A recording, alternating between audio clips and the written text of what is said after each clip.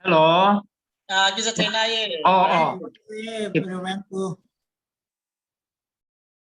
Kakipa in wanoi le se lungdon lung kham na la a. Pathenin tuni nila lang phat pha AP uwa. Ta satain mun khana kitu khom the hi zong le. Alung sit na pathenin AP uwa. Ade a jumi zong le. Kimutu theya e koi wa pa pathin thangwa na AP bit he. Kele kain sumi te kele kato khompi pastor ho Nagaland gam sunga hoglacha ho zo si thalang in zong azara KWS go goati pathinin athisana alha do hobung meeting te ho zo si kangai lut na salam kan pin he kakipa in tuni nila lang phat pha chang thei dinga nang ho lam kai ho adin kana ruben thin semin zong phat ega chana le kakipa ma jengin tulai hobung ahelo wale khusung adin ke ho Nagaland gam jeng zong May tarik som le li a kunin lockdown a hi in June tarik som la khat chan hu hi ding hin leito long a kiche do thei ta pun get long a ki phat thei ta pu in atam zo hi lockdown a hi ji in iji icha te to in sunga akim khomen lang khana ga gel ding in blessing in disguise ti banga jile cha te to nidang phadanga phat kinei khalo tua iji icha te to hate cha pathenin phat ega aman ta thei ho he aman tamin ai lang khana azwa lam kai pun asei banga banoi le set na pi COVID-19 je in ku izan hama veng izan hama lockdown hung ki chai le mi izan ham mel imu lo ding dong tam ta ta entin ta umma ma jengin na ho gotiam ho hen lang in langa manipura ho hen asama hello wale Nagaland gama zong ingai ta hi mi zanam hi leisi namu ta lo ding yong ta san omen hi zong le tu ne a hi pakai pathenin alhat do ho bumi pi te ho zo si e ho lungdong lung kham lo ding hi ve ti yong iga se do no moben ke zong no ho taw na thu ka se masangin na taw naw ka ngai chat ka ga se do no men Nagaland na ku ki cha te chen na parent district nga hin counseling team ti in government in mi izan mi som le guk al heng do in icha chu ke yong hi counseling team la achun counselor khan in e ko juven partin in covid patient ho hospitalized ho ina kijan ho ading in akiki ho pi jing in taw na akiman pi jing in challenges pathina dinga ministry azat chu ma jing ta en dunia jong hichi nega taw na wa nega gel do diwong ka dei sa en tulai ta pathin hinga taw na akimang jingen ipi hi ki sei le phading ham ti yong hi adia pastor ho in dong sermon no akinei rom ta en hi jong le tum sangin lockdown sunga thu ki sei do thagaw an pha ki seng khom ti ren doctor case khaisa khamin bungko na ka asim na akonin illam chi phat ahitai ti akona he tomcha tunia hi kaga aholim nomin ahe kan sumi te ho tunia chomcha kaga aholim nom na chu hi ale vanui le se na COVID-19 je in deilanga he roma ma jeng ta en nidanga in le lo jibla kar hoi ta jong akingai cha en tu chungwang atin tu la hi second wave hin ho racha tam ta hin khu jong apui mang ta en icho ichi jing lai wa hi ngai chan hi a ma jeng ta en akingai cho hi ivet na hele oxygen ham dam na ham hi chi se abu hi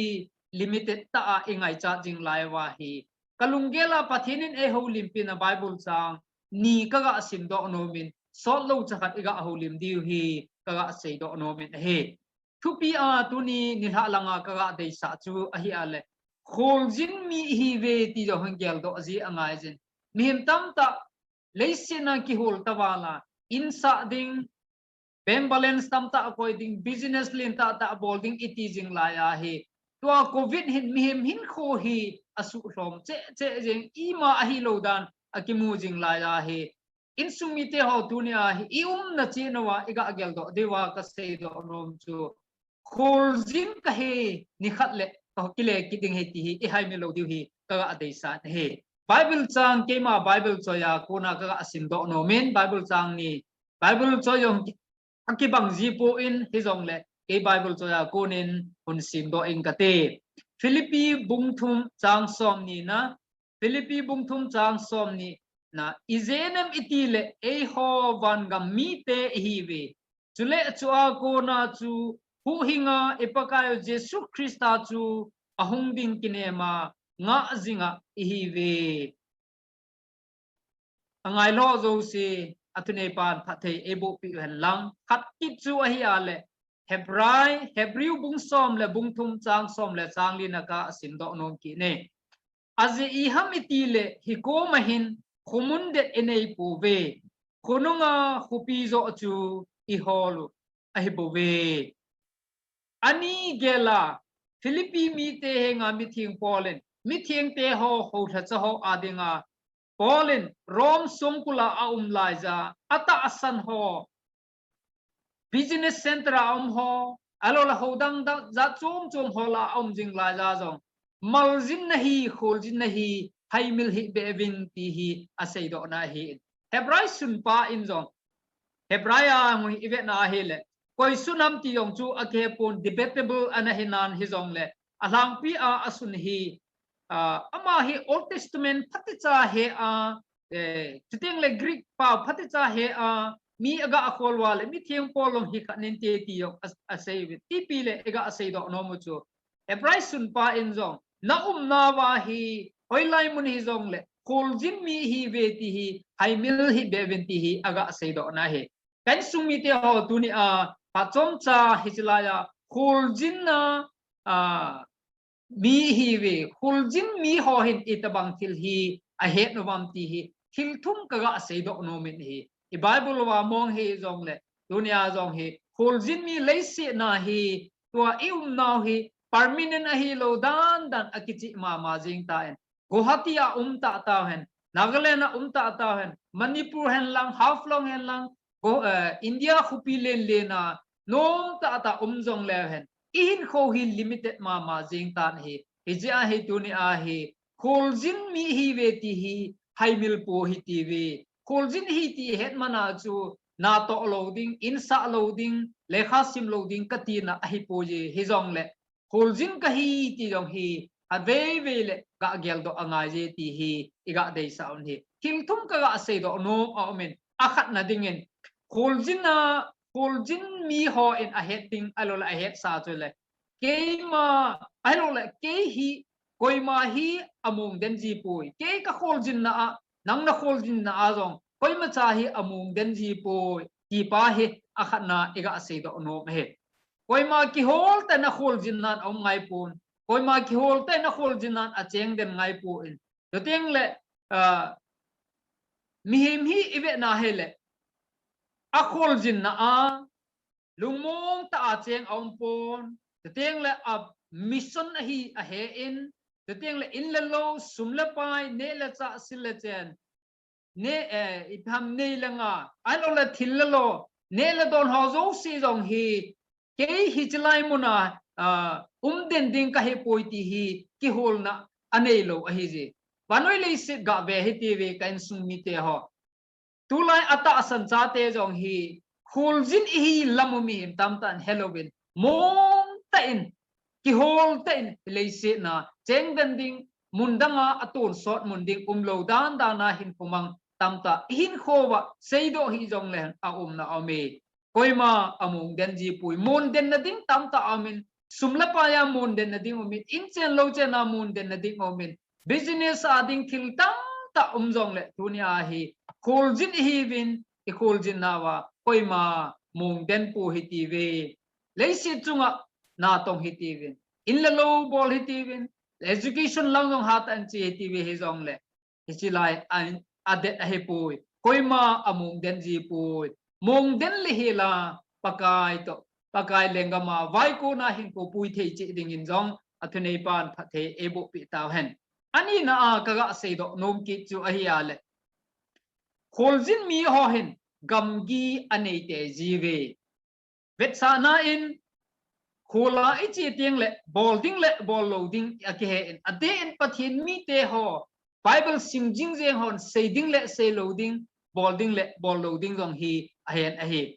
ke jong kholjin hat kai in pastor khat hin a mi na egalun te nga hi le i dan ding maljin ding dan le lo ding dan ke hi in nei ten na in bangin gel jing in ati jing la ya jong gap henga sa ki phe ho pu ki loi tha han lang a frisuwa ne tui po ki hon lang ki ne jing han lang alu in nei te maljin lut lo na dinga in nei te gi na ho pu wa ka ki zam jing le boundary ki khel ti na hi je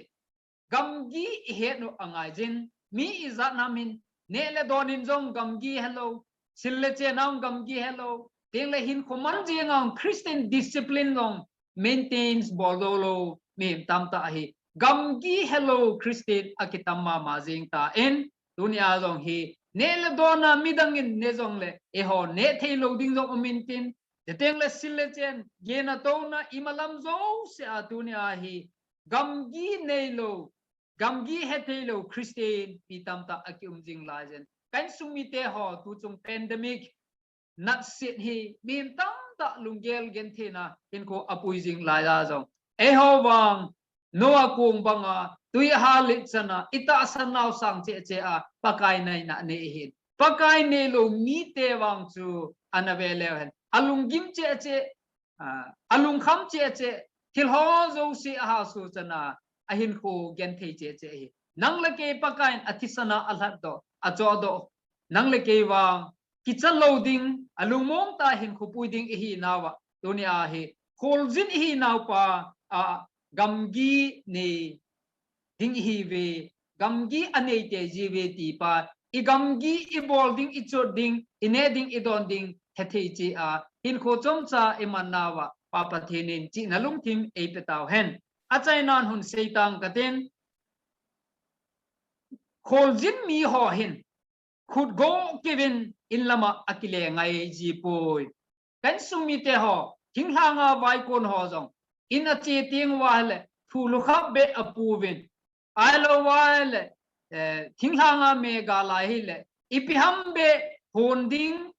alo wale ipiham be ina pu lu ding jong hi mi te minu mi pan angai tu ji in mi pa hi nazala e jong hi in iga zu diting icha ten e na welcome ding icha ten ne the anangai cha ding igelen sum ne hi jong len in ei kham khama ne the ahelo i pham khat be ki pu lu pi ji a hi in dunia jong hi iga sei do nom hi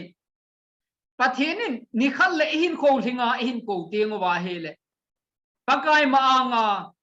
development tam ta ebol do ho e dong pu intin in la lo isa do ho jong e dong pu intin lagaw mang khat be ipo lu ding pa pathenin e do ding hi ti pa hi e ding wa avela isei do nom ki ai je